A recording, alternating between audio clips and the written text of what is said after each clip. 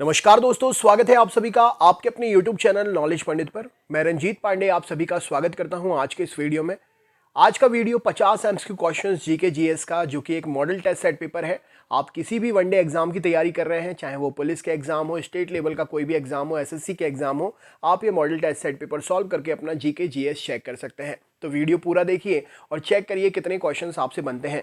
1000 questions की ये series आज हम 451 से लेकर 500 तक क्वेश्चंस कवर करेंगे। इससे पहले वाला वीडियो देखने के लिए हमारे चैनल की प्लेलिस्ट पर आप विजिट कर सकते हैं। अगर आपने अभी तक हमारे चैनल को सब्सक्राइब नहीं किया है तो सब्सक्राइब जरूर कर लें, क्योंकि रोज अपडेटेड वीडियो आपके लिए मिलते हैं।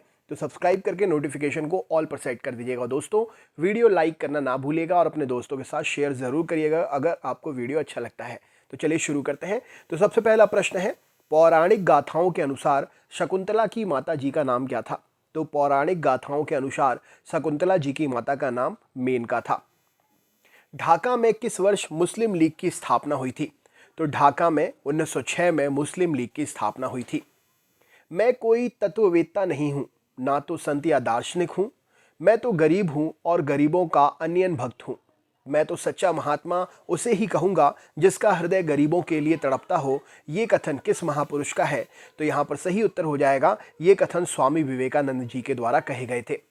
कश्मीर के किस शासक ने 2 आदमियों को कागज बनाने तथा जिल्द साजी की कला सीखने के लिए समरकंद भेजा था? तो कश्मीर के शासक जैनुलाब्दीन ने 2 आदमियों को कागज बनाने और जिल्द साजी की कला सीखने के लिए समरकंद भेजा था। हड़प्पा सभ्यता के देवी देवताओं में किसे परवर्ती हिंदू धर्म में अंगीकार नहीं किया गया है? तो एक श्रृंगी जीव को हड़प्पा सभ्यता के देवी देवताओं में से परवर्ती हिंदू धर्म में अंगीकार नहीं किया गया है। प्रसिद्ध पुर्तगाली नाविक वास्को द गामा भारत में कहां पर उतरा था? तो प्रसिद्ध पुर्तगाली नाविक वास्को द गामा भारत के कालीकट नामक स्थान पर उतरा था। पुस्तक मुंतखाब अत तवारीख के रचनाकार कौन थे? तो पुस्तक मुंतखाब अत तवारीख के रचनाकार बदायूनी थे।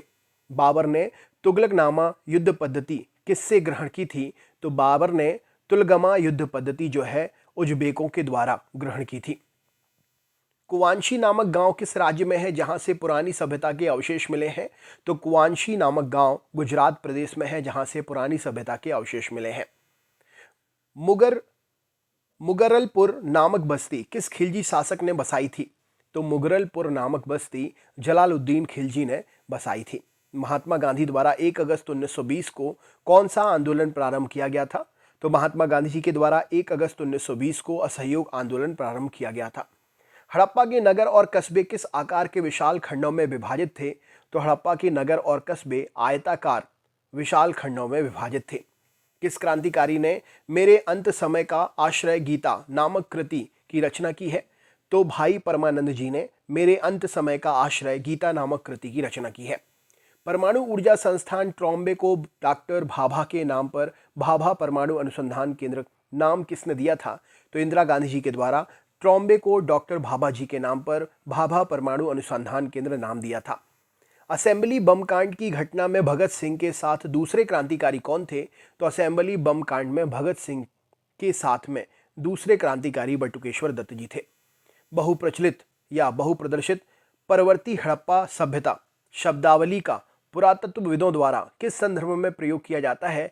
तो बहुप्रचलित परवर्ती हड़प्पा सभ्यता शब्दावली का पुरातत्वविदों के द्वारा इस संस्कृति का उत्तर नगरीय चरण शब्द संदर्भ प्रयोग किया जाता है। निम्नलिखित ग्रंथों में से किसमें गुप्तकालीन प्रशासन एवं नीतियों का उल्लेख प्राप्त होता है? तो गुप्तकालीन प्रशासन एवं नीतियों का उल्लेख कामंदकीय नीति शास्त्र से प्राप्त होता है।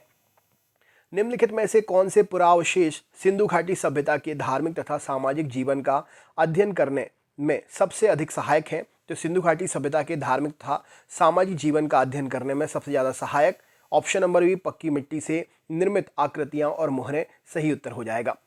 कल्हड़ प्रतीत राजतरंगिणी कश्मीर के संदर्भ में विश्व कोश मानी जाती है। यह किस शासक के शासनकाल में लिखी गई थी? तो राजतरंगिणी को जो है ये जयसिंह के शासनकाल में लिखा गया था। निम्नलिखित में से कौन एक ठीक सुमेलित नहीं है? तो रंगपुर धान की भूसी के लिए प्रसिद्ध है, जो मिला था वहां से प्राप्त हुआ था प्राचीन अवशेष, ये सुमेलित नहीं है। बाकी सुरकोटदा से जुते हुए खेत, हड़प्पा से अश्व के अवशेष, चौहुद्रों से गढ़ी क्षेत्र, ये सभी सुमेलित हैं। सिंधु घाटी सभ्यता के लोगों द्वारा भवनों के निर्माण कार्य के लिए धूप में सुखाई गई ईंटों के स्थान पर चूने और पकाई गई ईंटों का प्रयोग क्यों किया जाता है? तो यहाँ पर सही उत्तर हो जाएगा, नगरों के नदी घाटियों के समीप स्थित होने के कारण जलवायु नम थी, इसीलिए चूने और पकाई गई ईंटों का प्रयोग किया गया था। बाल गंगाधर तिलक को आधुनिक भारत का निर्माता किसने कहा था? तो महात्मा गांधी जी ने बाल गंगाधर तिलक को आधुनिक भारत का निर्माता कहा था। बुर्ज होम का पुरातत्वीय खुदाई स्थल किससे संबंधित है? तो बुर्ज होम का पुरातत्वीय खुदाई स्थल हड़प्पा संस्कृति से संबंधित है। भारतीय पत्रकारिता का राजकुमार किसे कहा गया है? तो कृष्णोदास पाल जी को भारतीय पत्रकारिता का राजकुमार कहा गया है। हड़प्पा सभ्यता में लाजवर्द मणि का आयात किस क्षेत्र से होता था?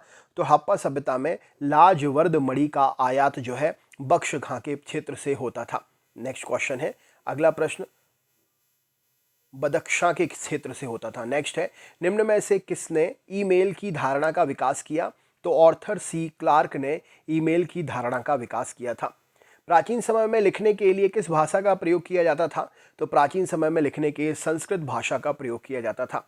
पारसी धर्म का प्रसिद्ध त्योहार नौरोज भारत में किसके द्वारा शुरू किया गया था? तो पारसी धर्म का प्रसिद्ध त्योहार नौरोज भारत में बलबन के द्वारा शुरू किया गया था। निम्नलिखित में से किसे विक्रमादित्य के नाम से जाना जाता था? तो चंद्रगुप्त द्वितीय को विक्रमादित्य के नाम से भी जाना जाता था। किस भारतीय नेता ने भारतीय शासन अधिनियम 1935 को दासता का नया चार्टर्ड कहा था? तो भारतीय शासन अधिनियम 1935 को दासता का नया चार्टर्ड जवाहरलाल नेहरू ने कहा था। महमूद गजनवी ने भारत में प्रथम आक्रमण किस राज्य के विरुद्ध किया था? तो महमूद गजनवी ने भारत में प्रथम आक्रमण हिंदू शाही राजवंश के या राज्य के विरुद्ध किया था। दिल्ली के निम्नलिखित सुल्तानों में से किसने तैमूरी शासक मिर्जा शाहरुख के अधिराज्य में जाना स्वीकार किया था? तो यहाँ पर सही उत्तर हो जाएगा खिज्र खां सैयद, दिल्ली सल्तनत के सुल्तान जिसने तैमूरी शासक मिर्जा शाहरुख के अधिराज्य में जाना स्वीकार किया था। किस मुस्लिम शासक के सिक्कों पर देवी लक्ष्मी की आकृति बनी है? तो मोहम्मद गौरी के सिक्कों पर देवी लक्ष्मी की आकृति बनी है। जैन वास्तुकला का प्राचीनतम उदाहरण कहाँ मिलता है? तो दिलवाड़ा में जैन वास्तुकला का प्राचीनतम उदाहरण मिलता है। निम्न में से किस स्थान पर मोहम्मद बिन तुगलक की मृत्यु हुई थी? तो ठट्टा नामक स्थान पर मोहम्मद बिन तुगलक की मृत्यु हुई थी। मुस्लिम लीग का प्रथम अध्यक्ष कौन था? तो आगा खां मुस्लिम लीग का प्रथम अध्यक्ष था। हड़प्पा काल में मुद्राओं के निर्माण के लिए किसका प्रयोग किया जाता था? तो टेराकोटा का प्रयोग हड़प्पा काल में मुद्रा के निर्माण के लिए किया जाता था। कोलकाता नगर की स्थापना किस वर्ष में हुई थी?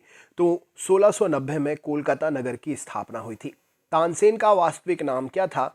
तो रामतनु पांडे तानसेन का वास्तविक नाम था। महात्मा गांधी के नाम के पहले महात्मा शब्द किसके दौरान जोड़ा गया था? तो महात्मा गांधी के नाम के पहले महात्मा शब्द जो है चंपारण सत्याग्रह के दौरान जोड़ा गया था। इलेक्ट्रॉनिक वोटिंग मशीन ईवीएम का प्रयोग भारतीय चुनाव में कब से शुरू हुआ? तो इलेक्ट्रॉनिक वोटिंग मशीन का प्रयोग भारतीय चुनाव में 1998 से शुरू हुआ। भारतीय राष्ट्रीय कांग्रेस के किस अधिवेशन में इसका नरम दल और गरम दल में विभाजन हुआ? तो भारतीय राष्ट्रीय कांग्रेस के सूरत अधिवेशन में इसका नरम दल और गरम दल में विभाजन हुआ। निम्नलिखित में से किसने दिल्ली सल्तनत के संदर्भ में दीवाने अमीर कोही कृषि विभाग की स्थापना की थी? तो दिल्ली सल्तनत के संदर्भ में मोहम्मद बिन तुगलक ने दीवाने अमीर कोही कृषि विभाग की स्थापना की थी।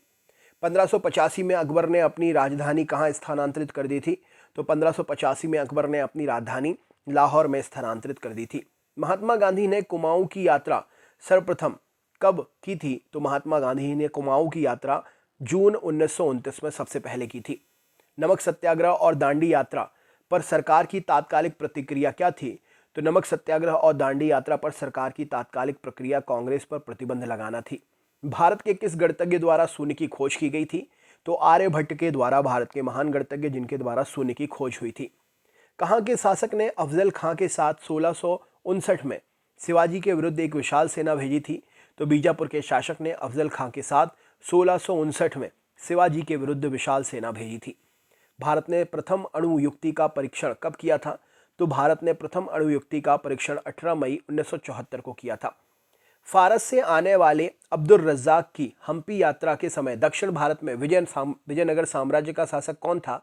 तो फारस से आने वाले अब्दुल रज्जाक की हम्पी यात्रा के समय दक्षिण भारत में विजयनगर साम्राज्य का शासक देवराय द्वितीय था। तो दोस्तों ये थे 1000 क्वेश्चन की सीरीज़ के 50 क्वेश्चन। वीडियो पर आपके लिए आगे के क्वेश्चंस भी मिलेंगे, तो चैनल को सब्सक्राइब करके बेल आइकन ऑन कर लीजिएगा। नोटिफिकेशन के लिए ऑल पर सेट कर दीजिएगा, जिससे सभी वीडियोस के नोटिफिकेशन आपको मिल सके। तो अगर आपके लिए वीडियो अच्छा लगा है तो लाइक ज़रूर करें, अपने ग्रुप्स में शेयर करें और हमारे पुराने वीडियोस देखने के लिए चैनल पर विजिट ज़रूर करें। बहुत बहुत धन्यवाद।